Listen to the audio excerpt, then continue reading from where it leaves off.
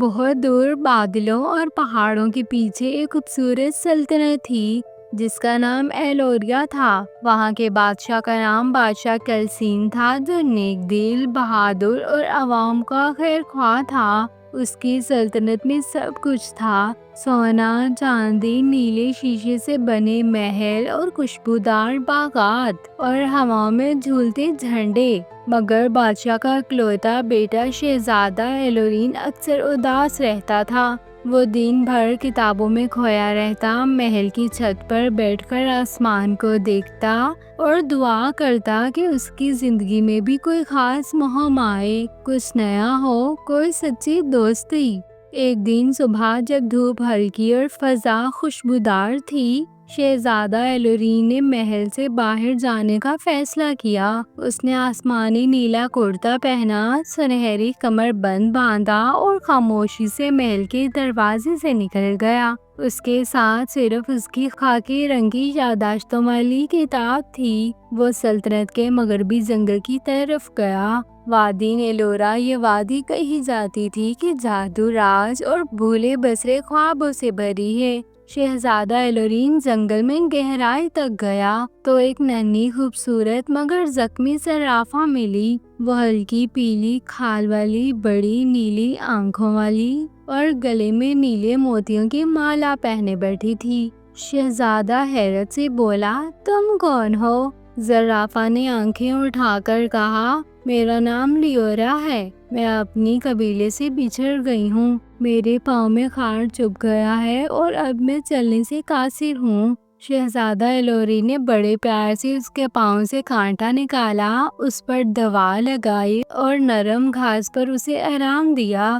لیورا کی آنکھوں میں آنسو تھے۔ تم پہلے انسان ہو جس نے میری مدد کی۔ اگلے کئی دن شہزادہ روز لیورا سے ملنے آتا۔ وہ اسے اپنی زندگی، اپنی تنہائی اور اپنے خواب بتاتا۔ لیورا اسے درختوں کی زبان، جنگل کی آوازیں اور وقت کی بے رخی کے راز سناتی۔ دونوں میں ایک انمول دوستی قائم ہو گئی، ایک ایسی دوستی جس میں دل بولتا، آنکھیں سنتی اور خاموشی بے معنی ہوتی۔ ایک دن محل کے سپاہی شہزادے کو جنگل میں زرافہ کے ساتھ دیکھ کر بادشاہ کو اطلاع دیتے ہیں۔ بادشاہ کیسلین نے غصے سے کہا، تم بادشاہ کے وارث ہو، تمہیں درختوں اور جانوروں کے ساتھ دوستی سیب نہیں دیتی۔ شہزادہ خاموش رہا، مگر دل میں ایک عزم پیدا ہو گیا کہ وہ اپنی دوست کو کبھی نہیں چھوڑے گا۔ کچھ ہی دن بعد سلطنت ایلوریا پر قحط آ گیا، پانی کے ذخائر سوکھنے لگے۔ درباریوں نے بتایا کہ صرف ایک جگہ ہے، پہاڑ کی آنکھ، جہاں ایک قدیم جادوئی چشمہ ہے جو پانی کی قحط کو ختم کر سکتا ہے۔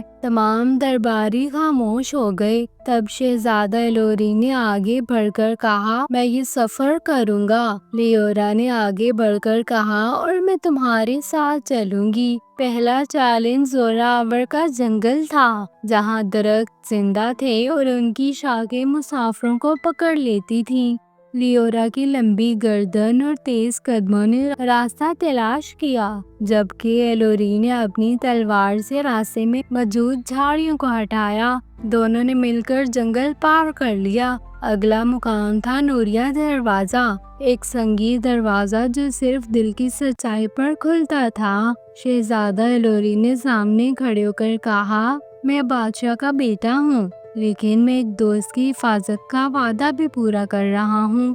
دروازہ دھیرے سے کھل گیا اور روشنی اندر پھیل گئی۔ پہاڑ کی چوٹی پر ایک نیلا چمکتا چشمہ بہہ رہا تھا۔ چشمے کے کنارے پر ایک جادوئی وجود روح چشمہ کھڑا تھا۔ وہ بولا، یہ چشمہ صرف اس کو ملے گا جو قربانی دینے کو تیار ہو۔ شہزادہ ایلورین آگے بڑھا، اگر میری قربانی سے میری سلطنت بچتی ہے تو میں تیار ہوں۔